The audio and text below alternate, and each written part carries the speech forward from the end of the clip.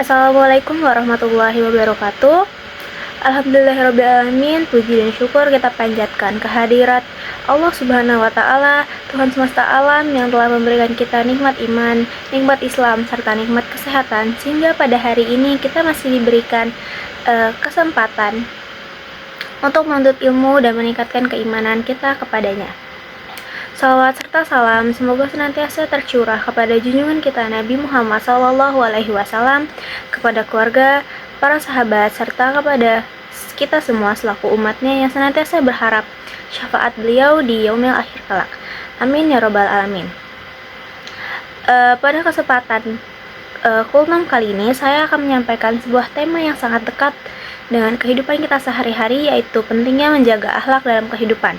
Sebelum saya memulai kultum pada hari ini, izinkan saya memperkenalkan diri.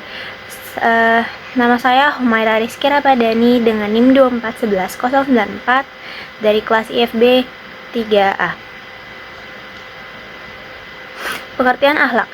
Akhlak berasal dari bahasa Arab khulqun, yang berarti perangai, tingkah laku, atau budi pekerti. Akhlak bukan hanya tentang bagaimana seseorang bersikap ketika sedang dilihat orang lain, tapi juga bagaimana sikapnya ketika sendirian, ketika tidak ada yang mengawasi kecuali Allah Subhanahu wa Ta'ala.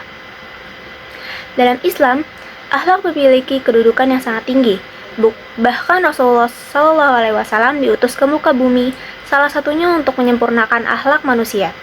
Hal ini sebagaimana sabda Rasulullah SAW yang berbunyi, sesungguhnya aku diutus untuk menyempurnakan akhlak yang mulia. Hadis riwayat Ahmad.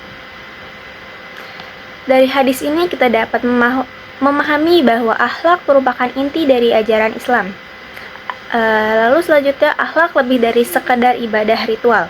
Hadirin sekalian, seringkali kita melihat seseorang yang rajin beribadah, rajin sholat, rajin mengaji, namun masih suka berkata kasar, berbohong, atau menyakiti orang lain.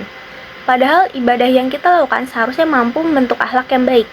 Allah Subhanahu wa Ta'ala berfirman dalam Al-Quran, sesungguhnya sholat itu mencegah dari perbuatan keji dan mungkar.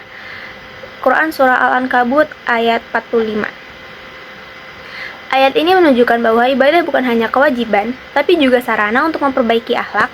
Jika ibadah belum berdampak pada perilaku kita, maka perlu kita evaluasi kembali kualitas ibadah tersebut. Akhlak dalam kehidupan sehari-hari. Akhlak mulia tidak harus diwujudkan dalam hal-hal besar. Justru akhlak terlihat dari hal-hal yang sering kita anggap sepele, seperti berkata jujur meskipun dalam keadaan sulit, menghormati orang tua dan guru, bersikap sopan kepada teman, tidak meremehkan atau menghina orang lain, menepati janji, menjaga lisan dari perkataan buruk. Rasulullah SAW bersabda, barang siapa yang beriman kepada Allah dan hari akhir, maka hendaklah ia berkata baik atau diam. Hadis riwayat Bukhari dan Muslim. Hadis ini mengajarkan kepada kita untuk menjaga lisan, karena banyak perpecahan dan permusuhan terjadi akibat perkataan yang tidak dijaga. Akhlak kepada orang tua. Salah satu bentuk akhlak yang paling utama adalah akhlak kepada orang tua.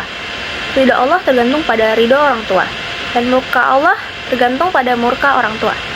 Allah Subhanahu wa Ta'ala berfirman, dan rendahkanlah dirimu terhadap mereka berdua dengan penuh kasih sayang, dan ucapkanlah, wahai Tuhanku, kasihanilah mereka berdua sebagaimana mereka telah mendidik aku ketika kecil. Quran Surah Al-Isra ayat 24. Di era sekarang, seringkali kita lupa bersikap sopan kepada orang tua, berbicara dengan nada tinggi, atau mengabaikan nasihat mereka. Padahal doa orang tua adalah doa yang mustajab. Akhlak di era digital. Hadirin sekalian, di zaman sekarang, akhlak juga diuji melalui media sosial. Apa yang kita tulis, kita bagikan, dan kita komentari mencerminkan kepribadian dan akhlak kita. Islam mengajarkan kita untuk berhati-hati dalam menggunakan teknologi. Jangan sampai jari-jari kita menjadi sumber dosa, seperti menyebarkan hoaks, menghina orang lain, atau membuka aib sesama. Rasulullah SAW bersabda, cukuplah seseorang dikatakan berdosa apabila ia menceritakan semua yang ia dengar. Hadis riwayat Muslim. Oleh karena itu, mari kita jadikan media sosial sebagai sarana untuk menyebarkan kebaikan dan bukan keburukan. manfaat memiliki akhlak mulia. Hadirin yang dirahmati Allah, orang berakhlak mulia akan mendapatkan banyak manfaat. Di antaranya, pertama, disukai Allah, yang kedua, dicintai Rasulullah, yang ketiga, dihormati oleh sesama manusia, keempat, hidup menjadi lebih tenang dan berkah. Bahkan Shallallahu Alaihi Wasallam bersabda, orang mukmin yang paling sempurna imannya adalah yang paling baik akhlaknya. Hadis riwayat Tirmizi. Ia menunjukkan bahwa ukuran keimanan seseorang tidak hanya dilihat dari ibadahnya, tapi juga dari akhlaknya. Baik hadirin sekalian, dari kultum singkat ini dapat kita simpulkan bahwa akhlak merupakan fondasi utama dalam kehidupan seorang muslim. Ilmu tanpa akhlak tidak akan membawa keberkahan, dan ibadah tanpa akhlak tidak akan memberikan dampak yang sempurna. Mari kita mulai memperbaiki akhlak dari diri sendiri, dari hal kecil dan dari sekarang.